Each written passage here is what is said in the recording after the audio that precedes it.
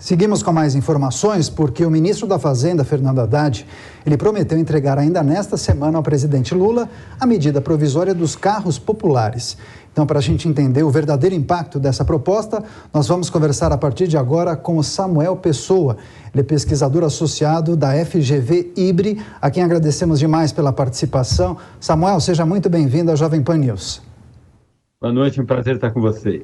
Perfeito. Para começar, queria pedir justamente a sua avaliação acerca dessas medidas anunciadas pelo governo Lula para fortalecer a indústria nacional e também para retomar o carro popular, que não é mais tão popular assim. Agora, em meio às discussões em torno do arcabouço fiscal, reforma tributária, faz sentido conceder isenção fiscal, redução de impostos para produzir carros mais baratos? E quem é que vai poder comprar um carro de 60 mil reais?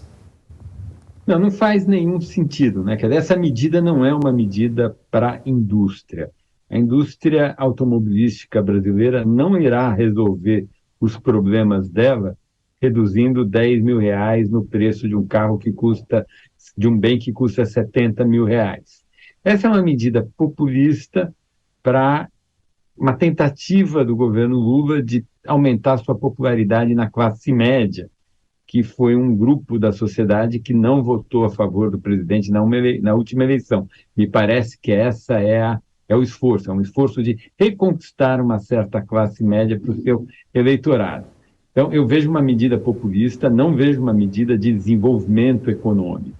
A indústria brasileira tem 1000 problemas, e o grande problema da indústria brasileira é que ela não tem capacidade, a indústria automobilística, de exportar, ela não tem como capacidade de acessar o mercado internacional.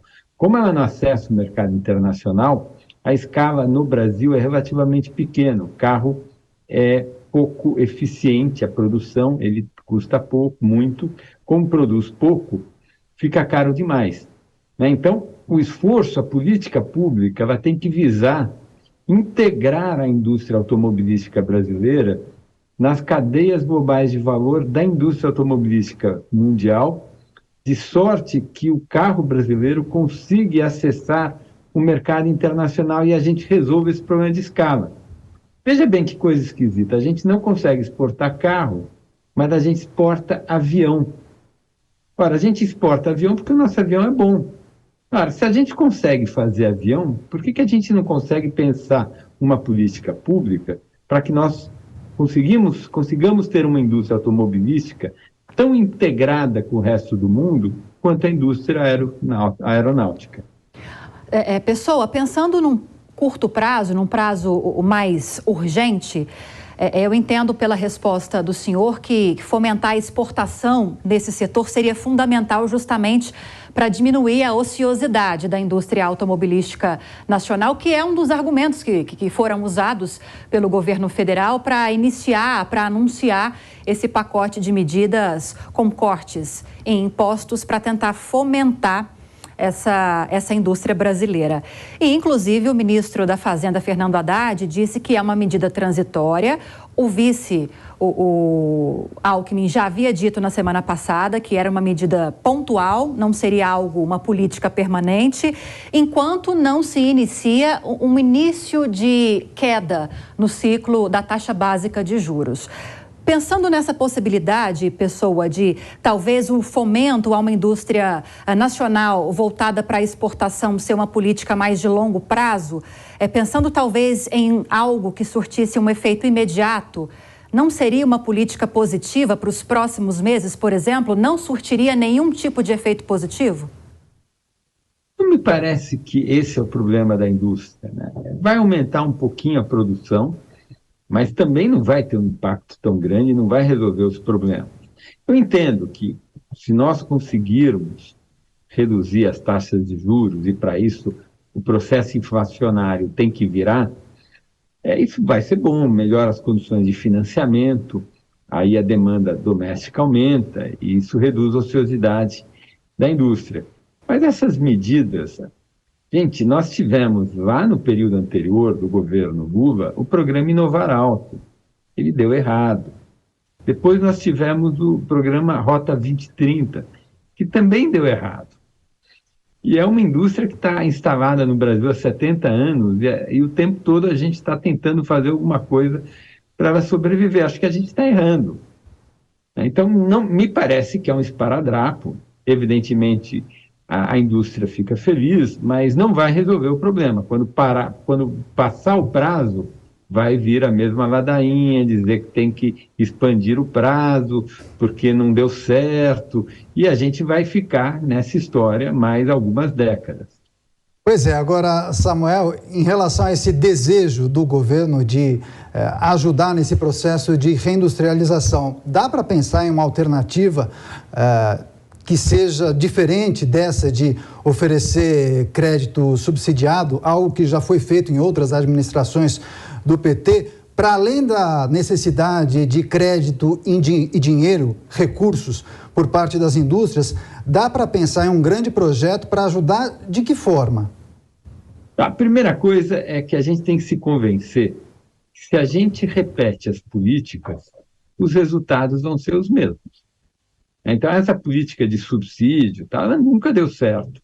Se nós voltarmos a insistir nela, seja via redução de preço, seja via subsídio direto do BNDES na taxa de juros, isso não vai dar certo, a gente tentou no passado. Então, temos que reconhecer esse fato. Se as causas são as mesmas, as consequências serão as mesmas. E o segundo ponto é que a gente tem que viver com as restrições da nossa realidade. A gente olha, a China tem uma indústria imensa. É verdade, a China tem uma indústria imensa. A Coreia e o Japão também. Agora, se eu olhar a taxa de poupança doméstica desses países, é imensa. Esses países, a China poupa 45% de tudo que ela produz, ela não consome. Nós poupamos 15%. A Coreia poupa 30%, 35%. O Japão, que é uma sociedade super envelhecida, é uma sociedade idosa, poupa uns 24%. Para quem poupa muito, tem juros normalmente baixos. E se os juros são baixos, a indústria que usa muito capital é mais viável. Além disso, todos esses países asiáticos, que a gente fica o tempo todo falando deles e quer ter uma indústria igual a eles, são sociedades que conseguiram educar com muita eficiência e qualidade toda a sua população.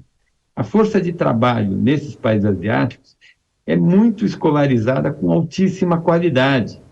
E esse é o tipo de trabalhador que é complementar com a indústria de transformação.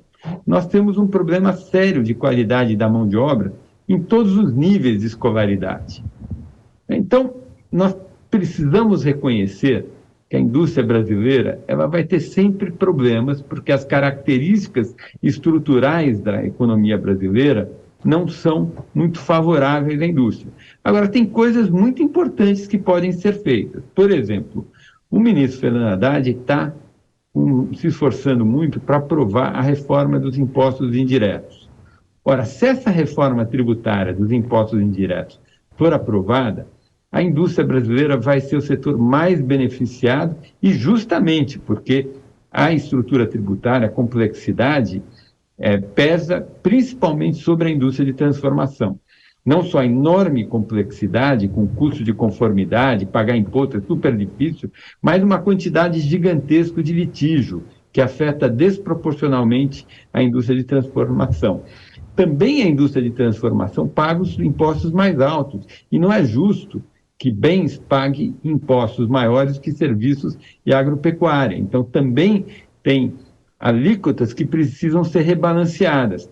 Ora, esse pacote que eu elenquei aqui certamente terá um impacto sobre o desenvolvimento da indústria muito maior do que esses R$10 mil aí da política pública anunciada agora.